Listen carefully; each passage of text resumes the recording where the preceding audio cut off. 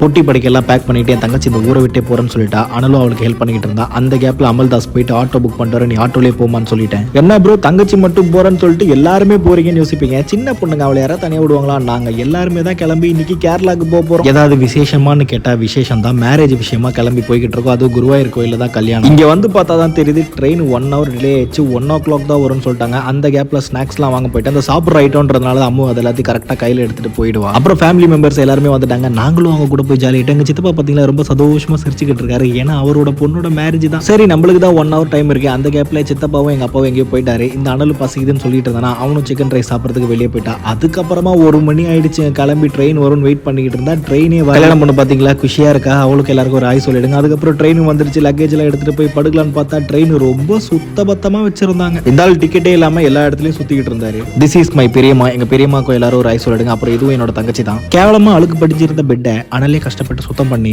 அவனே ஏறி படுத்துட்டான். எல்லாரும் அதுக்கப்புறம் படுக்கிறதுக்கும் செட்டில் ஆயிட்டோம். என் தங்கச்சி வேற கம்ப்ளைண்ட் பண்ணிக்கிட்டு இருந்தா ட்ரெயின்ல அது சரியில்லை, கிளீன் இல்ல, பாத்ரூம்லாம் கன்றாவியான நாத்தம் வேற அடிச்சுக்கிட்டு இருந்தது. சரி கம்ப்ளைண்ட் பண்ணதெல்லாம் போதும் நீ தூங்குன்னு சொல்லிட்டேன். அடுத்த நாள் காலையில ஒரு மிரர் செல்ஃபியை போட்டு என் தங்கச்சி பாத்தீங்களா ரொம்ப சீக்கிரமா ஏஞ்சி ரெடியா உட்காந்துருந்தா. சரி ரொம்ப லேட் ஆயிடுச்சு பிரஷ் பண்ணணும்னு சொல்லிட்டு பிரஷ் பண்ணிட்டு பிரெட்டும் ஜாமும் வச்சிருந்தாங்க. அதையும் போட்டு கொடுத்தாங்க. அழகா சாப்பிட்டுக்கிட்டு இருந்தா. அப்புறம் திரிஷூருக்கும் ரீச் ஆயிட்டோம். இங்க இறங்கி எங்க அம்மா ஒரு ஃபன் பண்ணாங்க பாருங்க. எங்க அம்மாக்கு இதுல ஏறதுக்கு கொஞ்சம் பயம். அதனாலதான் தட்டு மாதிரி ஏறினாங்க. அப்புறம் பஸ்ஸை பிடிச்சி ஏறி அதுக்கப்புறம் குருவாயூர் ரீச் ஆகி சாப்பாடுலாம் சாப்பிட்டு ரூமுக்கும் வந்து செட்டில் ஆகிறதுக்குள்ள நொந்துட்டேன். அடுத்த மினி vlog ஹல்தி ஃபங்க்ஷன்ல கண்டினியூ பண்றேன். ஓகே டாடா பாய்.